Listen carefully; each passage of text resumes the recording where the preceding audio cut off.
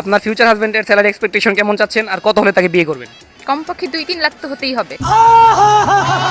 এত বেশি কেন? মেয়েদের একটু লাগবেই। अच्छा আপনার ফিউচার হাজবেন্ডের স্যালারি এক্সপেকটেশন কেমন চাচ্ছেন আর কত হলে তাকে বিয়ে করবেন? 5 লাখ এত বেশি কেন? যেন বিদেশ ট্যুর দিতে পারে এই জন্য।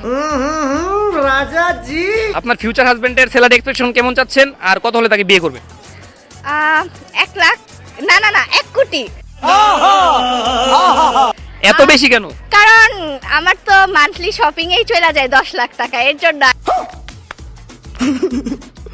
আর অবশ্যই বুগাটি থাকতে হবে, কারণ আমি তো এদিক ওদিক বাসে যাইতে পারবো না, গাড়ি তো লাগবেই, বুগাটি ছাড়া। अभी मैं गाली नहीं दे सकता।